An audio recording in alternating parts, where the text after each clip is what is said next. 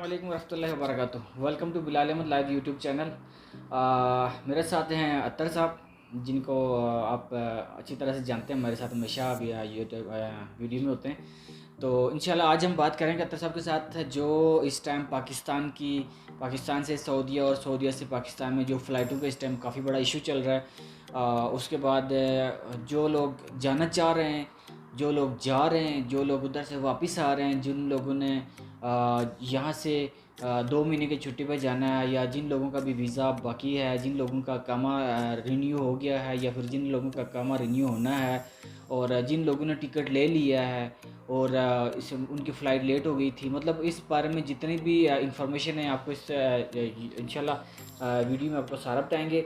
जो लोग मेरे चैनल पे न्यू आए हैं वो लोग काइंडली मेरा चैनल सब्सक्राइब कर लें और बेल के आइकन को भी दबा दें, ताकि आने वाली तमाम भी वीडियोज़ आप तक बआसानी पहुँच सकें और आप पर हमारे साथ जुड़ा रहे। सबसे पहले अत्तर भाई आपको हम वेलकम कहते हैं। और आज आप मुझे ये बताएं, सबसे पहले आप मुझे ये बताएं कि जो इस टाइम फ़्लाइट्स हैं, क्या फ़्लाइट्स ओपन हो चुकी हैं या फिर इसकी अभी अफवाहें चल रही हैं? जी बिलाल भाई, फ़्लाइट्स ओपन हो चुकी हैं, लेकिन इसमें कुछ शर्तें भी हैं। ज़ाहिर है अगर सऊदीया ने तकरीबन 1.5 साल के बाद अपनी फ़्लाइट्स ओपन की हैं तो ज़ाहिर सी बात है इसमें शराइत तो होंगी। तो जो इन शराइत को कबूल करेंगे तो वो इंशाल्लाह जा भी सकते हैं और इजीली वापस भी आ सकते हैं। मुझे ये बताएं कि जो इस टाइम सऊदीया में बैठे हुए हैं, जिन लोगों की छुट्टी मतलब 2 साल पूरे हो गए, छुट्टी बन रही है उनकी, जी तो अब वो जाना चाह रहे हैं, तो उनको क्या क्या प्रोसीजर मतलब अप्लाई करना पड़ेगा जिसके थ्रू वो इजीली यहाँ से जा सकते हैं? सबसे पहले तो देखें बिलाल भाई, ये आपकी कंपनी पे डिपेंड करता है कि आपकी कंपनी आपको छुट्टी भेजती है कि नहीं दे भेजती। क्योंकि इस कोविड की सिचुएशन में बहुत सारे लोग एग्जिट चले गए हैं। हर इदारे में बंदों की शॉर्टेज है, ठीक है। चाहे वो कोई भी इदारा हो, चाहे वो बेवरेज कंपनी हो, चाहे वो सिरेमिक्स हो, कोई भी कंपनी हो। तो आपको पहले तो अपने मैनेजर को एप्लीकेशन देनी है कि जी मैं जा रहा हूँ, आप लिहाजा मेरा हैंडओवर तैयार रखें। मतलब कि मैं 2 महीने बाद जा रहा हूँ या 1 महीने बाद जा रहा हूँ, उस तरह से अपने मैनेजर से आप परमिशन लें, उन्हें लेटर दें, जो भी आपका प्रोसेस होता है छुट्टी के हवाले से। इसके बाद आपने एक चीज़ अपने जहन में रखनी है जो बड़ी ख़ास बात है, और वो ये है कि आपके 2 डोज वैक्सीन जो है वो कंप्लीट होनी चाहिए। ये नहीं कि आपने 1 डोज़ लगवा दिया तो आप कहें जी मुझे छुट्टी जाने दो, ऐसा बिल्कुल भी नहीं है। आपको 2 डोज लगवाने पड़ेंगे और फिर आप छुट्टी के लिए अप्लाई करें, अपने मैनेजर से कहें, अपनी कंपनी से कहें, तो इंशाल्लाह आप इजीली जा भी सकते हैं और वापस भी आ सकते हैं। मुझे ये बताएं कि जो 2 डोज हैं, क्या दोनों सेम लगनी लाजमिया है या डिफरेंट? सऊदीया के अंदर आपको कोई भी डोज लगाया जाए वो एक्सेप्टेबल है, ठीक है। क्योंकि हम सऊदी के बारे में बात कर रहे हैं। जी। दूसरे जो गल्फ ममालिक हैं उनका मुझे नॉलेज नहीं है, क्योंकि हम तो ज़ाहिर सी बात है वीडियो भी सऊदी के हवाले से ही है, तो सिर्फ सऊदी लोगों के लिए ही है। तो आपको अगर पहले फाइज़र लगाया जा रहा है और बाद में कोई दूसरा डोज लगाया जा रहा है तो कोई प्रॉब्लम जी, इसमें कोई प्रॉब्लम नहीं है।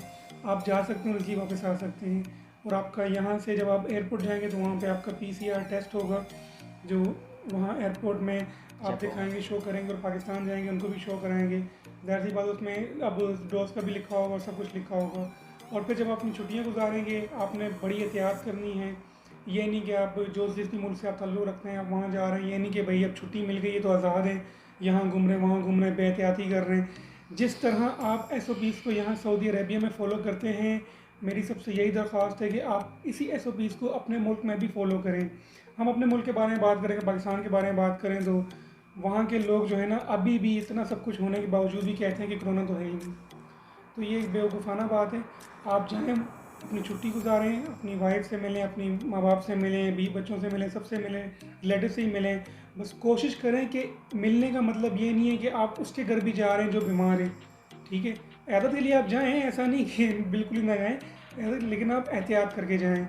और जब भी घर से बाहर निकलें प्रॉपर मास्क पहने, जैसा आप यहाँ पहन रहे हैं। ऐसा नहीं कि हमारे मुल्क में मास्क का कोई ख़ास चालान नहीं है तो आप कह रहे हैं यार खली वली मास्क छोड़ दिया हमने, नहीं पहनना। क्योंकि इससे आप बेहतियाती अपने लिए भी कर रहे हैं और दूसरों के लिए भी कर रहे हैं। तो ये प्रोसेस है, आप इसे फॉलो करें इंशाल्लाह। इसमें मैं एक चीज़ आपसे एक और इंफॉर्मेशन मुझे चाहिए कि यार जिन लोगों का कामा जी एक्सपायर हो गया, मतलब टाइम पूरा हो गया, मतलब आज हम वीडियो बना रहे हैं, आज 30 तारीख है, जी तो अगले महीने की 2-3 तारीख को उसका काम एक्सपायर हो रहा है। जी क्या वो आज जा सकता है छुट्टी पे, वापस आएगा, या उसका क्या प्रोसीजर है? ये बात भी आपकी कंपनी पे डिपेंड करती है कि आपका काम अगर एक्सपायर होने वाला है, मतलब जैसे 15 दिन बाद है, जैसे आपने कहा 2 महीने बाद है, तो वो आपकी कंपनी पर डिपेंड करता है कि आपको छोड़ते हैं छुट्टी पर या नहीं छोड़ते। लेकिन इसका जो 90% चांस है कि आपको कंपनी नहीं छोड़ेगी। लिहाजा अपना कामा बनाएं और एमरजेंसी छुट्टी के लिए अभी आप अप्लाई ना करें, क्योंकि ये छुट्टी जो है ना, ये मतलब इसलिए है कि जिन लोगों में 3-3 4-4 साल हो गए, जो बेचारे यहीं फंसे हुए हैं, क्योंकि कोविड की सिचुएशन में बहुत सारे लोगों की छुट्टी बन गई थी, बस घर की मजबूरी थी तो वो रुक गए थे। तो 3 साल हो गए, 3.5 साल हो गए, पहले उन्हें मौका दें, वो जाएं और कोशिश करें कि आपका कामा भी वैलिड हो और आपका पासपोर्ट, आपका वीज़ा सब कुछ वैलिड हो, फिर आप जाएं। एक चीज़ और मुझे बताएं कि ये जो अभी जिन लोगों का मतलब 2 साल पूरे हो चुके हैं, जी अपना जो एग्रीमेंट कंपनी के साथ किया था वो एग्रीमेंट कंप्लीट हो गया है, जी तो वो एक दूसरी कंपनी में शिफ्ट होना चाह रहे हैं, फ़िलहाल वो पाकिस्तान नहीं जाना चाह रहे, तो क्या वो अपना तनाज़ुल ले सकते हैं? बिल्कुल ले सकते हैं। इस वक्त जो गवर्नमेंट की पॉलिसी नई आई है उसके तहत आप तनाज़ुल ले सकते हैं, लेकिन आप सबसे पहले जो आपने अपनी कंपनी के साथ एग्रीमेंट किया है उससे ध्यान से पढ़ें, ठीक है। उसमें देखें कि आपने जब एग्जिट जाना है तो आपका कंपनी में क्या लिखा हुआ है कि कितने दिन पहले इन्फॉर्म करना है। गवर्नमेंट पॉलिसी के मुताबिक आपने 2 महीने पहले कंपनी को इन्फॉर्म करना है हैंड ओवर के लिए। हैंड ओवर सबको पता है क्या होता है, लेकिन मैं फिर भी एक्सप्लेन कर देता हूँ। हैंड ओवर का मतलब ये होता है कि आप लिहाजा कोई भी काम कर रहे हैं, आप सेलमैन हैं, स्टोर कीपर हैं, मैनेजर हैं, सुपरवाइज़र हैं, कोई भी आपका ओहदा है, तो अगर आप उस काम को छोड़ते हैं तो पीछे बैकअप तो होना लाजमी है ना। ऐसे ही है। तो जब आप नया बंदा आके जब आप उसको हैंड ओवर देते हैं तो हर किसी का माइंड शार्प नहीं होता, किसी का माइंड तेज़ होता है, किसी का माइंड तेज़ नहीं होता, कोई जल्दी काम सीखता, कोई नहीं सीखता। तो इसलिए गवर्नमेंट ने एक मुद्दत दी हुई है कंपनियों को कि 2 महीने तक वो आपको रोक भी सकते हैं, अकामे तक आपको रोक सकते हैं। लेकिन अकामे अगर आप मतलब ये है कि 2 महीने पहले अगर आप कंपनी को इन्फॉर्म कर देते हैं कि मैं 2 महीने के बाद चला जाऊंगा, मैं रुकूंगा नहीं, तो फिर कंपनी की जिम्मेदारी बनती है कि आपको नया बंदा ला कर दें जिसे आप काम पूरा सिखाएं और उससे पूरा अपना हैंड ओवर का जो प्रॉपर तरीका होता है पूरा साइन लें, उससे गारंटी लें, सब कुछ लें और फिर आप जा सकते हैं। छुट्टी जाना है या एग्जिट जाना है, ये तरीका होता है। अब कुछ कंपनीज़ की पॉलिसीज़ ये हैं कि वो 90 डेज़ पहले आपको कहते हैं कि आप हमें इन्फॉर्म करें, जैसे हमारी कंपनी की पॉलिसी है तो हमें जो है ना 90 डेज़ पहले इन्फॉर्म करना है।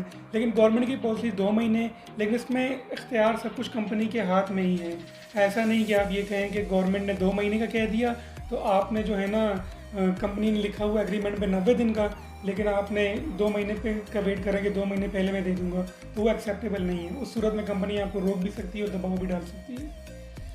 तो इस टाइम मुझे ये बताएं कि जो फ़्लाइट्स ओपन हो चुकी हैं, जी क्या प्रॉपर टिकट मिल रहे हैं या फिर कोई शॉर्ट कोई टिकट है, या फिर उसके बाद दूसरा सवाल ये है कि इस टाइम टिकट्स के रेट क्या चल रहे हैं?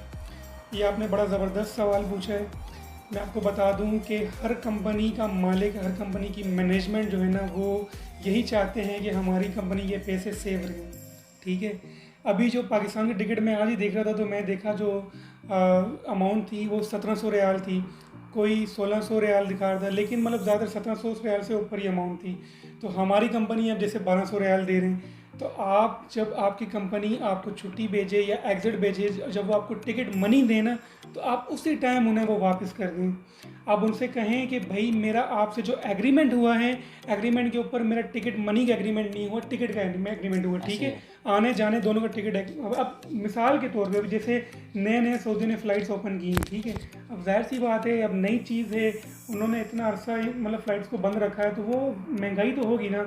और मैं भी अभी हमें ये नहीं पता कि फ़्लाइट्स के अंदर मतलब ये 3 सीट्स होती हैं तो 3 सीट इकट्ठे बिठा के लेके जाएंगे या 1 सीट खाली छोड़ेंगे बीच में, ठीक है। तो उन्होंने अपने पैसे कहीं ना कहीं से कवर तो करने हैं, तो इसलिए रेट महंगे होंगे।